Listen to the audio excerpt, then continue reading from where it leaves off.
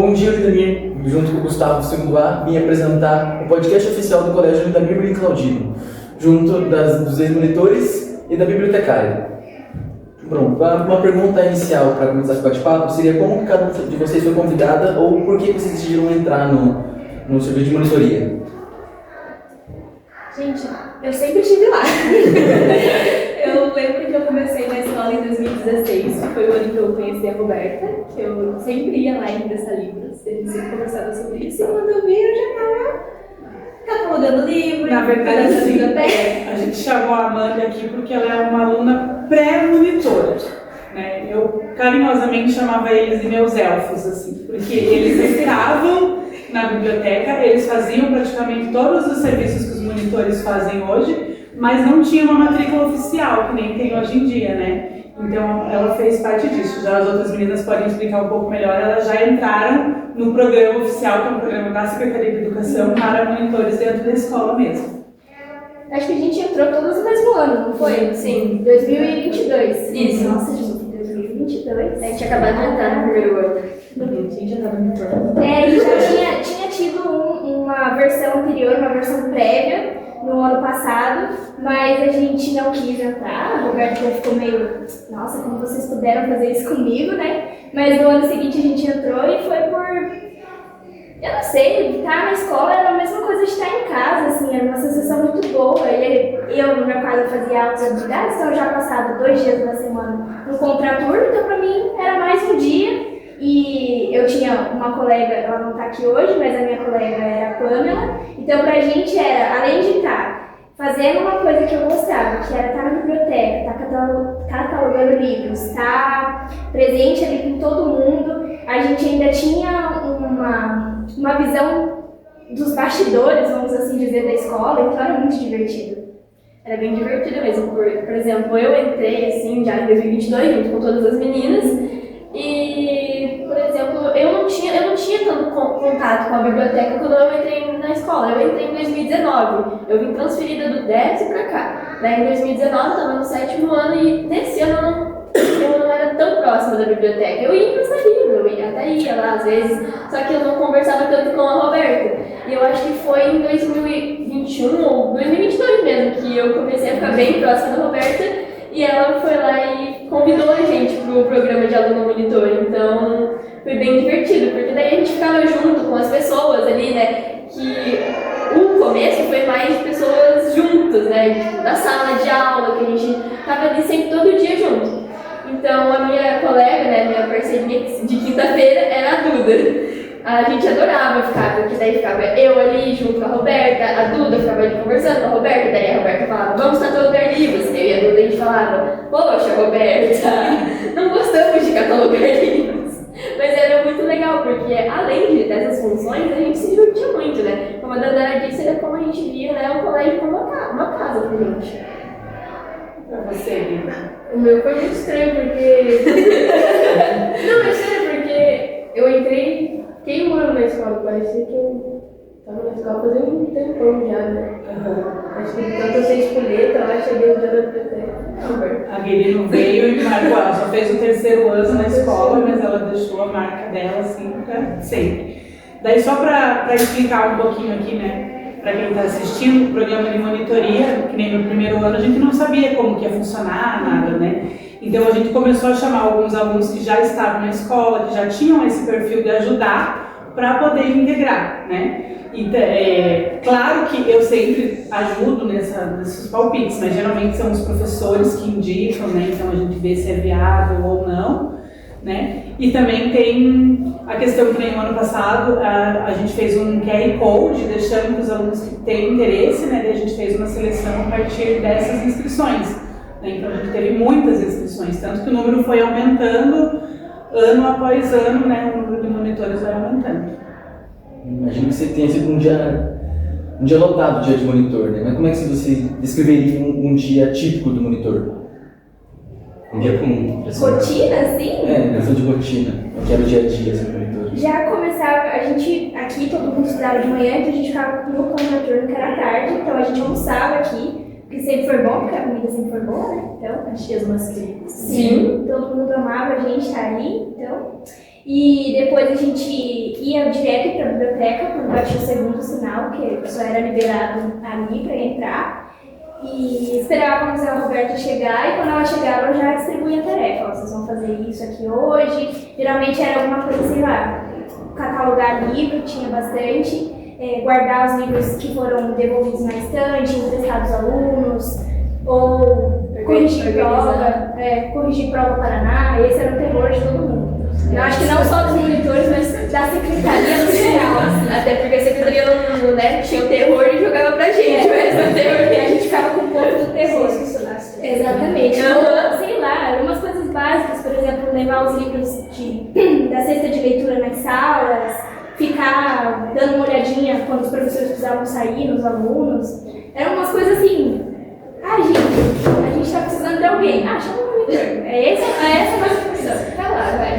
E era muito bom porque todo mundo conhecia, entre aspas, a gente, né? E não sei, gente, continue. Eu acho que era uma experiência muito boa que não dá pra descrever. Uma coisa que eu gostava particularmente era ficar cuidando da biblioteca na hora do intervalo. Gente, eu amava ser a tiazinha da biblioteca das crianças, porque você conhece muito da pessoa vendo o livro que ela está emprestando, entendeu? E, cara, era muito bom, porque os professores entravam lá, iam pedir livro com vocês, iam perguntar se tinha sala, onde estavam as caixas de som. Cara, não tem como dizer, que nem a Leonara falou, era como estar em casa. Então, dizer como que era uma rotina é muito difícil, porque a gente não via aquilo ali como rotina. A gente via ali como o nosso escape, o nosso lugar de conforto. E eu acredito que foi isso que mais me marcou em ter feito parte desse projeto, mesmo sendo cobaia. Mas, assim, foi sensacional. Eu acho que todo mundo tinha que ter, pelo menos, uma vez essa experiência. De manhã você era assim, aluno, e de tarde você era o tiazinho, parece que Às vezes até tinha a turma que você queria estar estranhando, né? Mas também eu tinha parar o tempo, perguntar as coisas. Mas, por exemplo, tinha muita coisa que os professores iam pedir pra gente, por exemplo, imprime isso daqui pra mim, separa esse documento ali, e a gente ficava, não sei. Aí falava, peraí, deixa a Roberta chegar, depois a gente pergunta pra ela. Então a gente aprendeu muita coisa, muita coisa. E no meu dia era quarta-feira, né? Então, cada quarta-feira era uma experiência totalmente diferente. Acho que a única coisa da rotina que tinha mesmo era de almoçar, porque do resto a gente nem sabia o que ia ter. E isso era muito bom, porque a gente não ficava entediado. Tinha uma surpresa toda quarta-feira, no meu caso. Eu acho engraçado que tem muitos alunos que não são monitores, tem muitos que querem, mas tem muitos que olham com um certo receio, assim, vou ficar trabalhando de graça, porque é um trabalho voluntário que eles fazem, né, que eles assinam, e não sei o quê, vou ficar... E a gente se preocupa, mas a gente sempre pergunta para eles, né, se eles estão gostando, se eles querem continuar até no final do ano, a gente sempre dá a oportunidade deles continuarem, e assim, eu posso dizer para você que são raríssimos, até hoje, que eu me lembro que teve um aluno que chegou para mim e falou assim, Roberta, eu não quero continuar porque não está acrescentando nada na minha vida. Ele falou bem assim. Mas pensa, de quantos monitores que passaram, só um aluno dá esse feedback, né? Então a gente fica pensando, será que o problema realmente está na monitoria ou estava realmente no aluno, no que ele queria? Porque a gente ensina coisas simples, que nem ela falou, desde fazer uma impressão, de pasta no computador, como plastificar, nossa, eles adoram quando tem que plastificar, sabe, é uma coisa, uma rotina, assim, eu acho que deve ter feito diferença, né? Eu acho que realmente fez diferença, porque eu acho que a maioria das coisas que eu aprendi no meu, pra trabalhar, na vida de trabalho, foi a Roberta basicamente que me ensinou, então eu acho que é isso. Mas era isso a sua intenção. Eu chamava você justamente pra isso. E eu acho que o principal também fica de... Aí, ó. A Roberta, vamos pro lado sentimental agora, a Roberta foi uma segunda mãe, pra todo mundo. Se você parar qualquer monitor, eles vão te dizer que ela foi uma segunda mãe. É cada conselho que ela dá, cada puxão de orelha, cada sermão que a gente já levou, mas foram sermões que a gente vai levar pra vida, porque valeram a pena.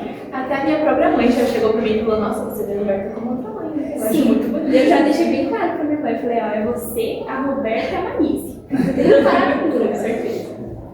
Porque eu acho que a gente passa tanto tempo na escola que, querendo ou não, vira a nossa segunda casa. Sim, Então, deveria ser assim, né? A gente pensa ali como um acolhimento, sabe? Claro que tem o serviço, tem bronca, eles podem perguntar, acho que todos aqui já levaram bronca.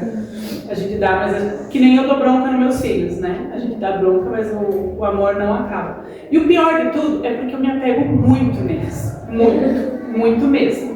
É muito difícil quando eles vão embora, né? Hoje eu fiquei muito feliz deles estarem aqui, porque eu poderia ver todos eles, assim, vocês não sabem como o meu coração está feliz agora, de poder deles estarem aqui. É muito gratificante mesmo. Eu acho que esse é um programa que só acrescenta na escola, porque eles fazem bem para a escola, e eu tenho certeza que a gente faz bem para eles também. Agora uma pergunta, como é que vocês organizavam o tempo da escola com o tempo de monitoria? Porque imagino que fica tudo complicado por exemplo, no ensino médio. Como é que vocês organizavam esse tempo? Ensino médio. Ah, Guerino, organizar? O que é isso? Essa palavra separada.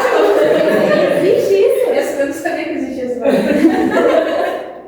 Olha, pra ser bem sincera, tinha momentos, por exemplo, não tinha nada pra fazer, ou a gente não buscava nada pra fazer, e aí tirava uma liçãozinha daqui da bolsa, tirava ano passado que eu estava preparando para fazer o vestibular, tirava um texto para fazer, para escrever, então a gente arranjava um tempo ali e até que não era tão demorado assim, porque acabava 5h15 daqui, então a gente ia para casa e dava tempo de fazer algumas coisas, né, querido?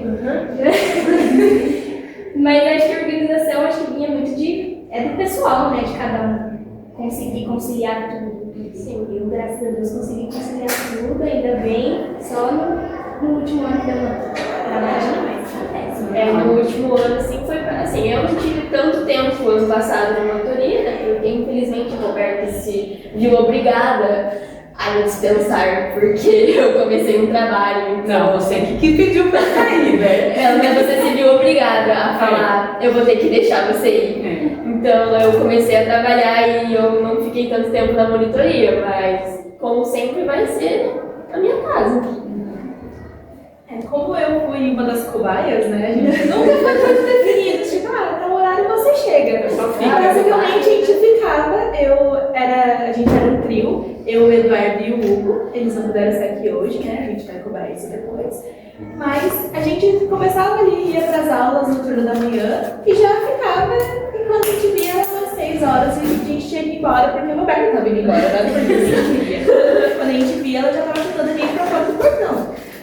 Mas era muito fácil pra gente, pelo menos na época, conciliar tudo. Em questão de trabalho, provas, atividades, a gente nunca teve nenhum problema quanto a isso. Até mesmo para se preparar para o futuro foi bem fácil, porque a Roberta sempre estava lá pra gente, então a gente ou acabava ficando sabendo de várias coisas que iriam acontecer, ou a gente ficava já ciente do como fazer depois que a gente terminasse. Agora falando sobre o futuro. O que vocês diriam que ajudou depois da escola essa experiência de monitoria?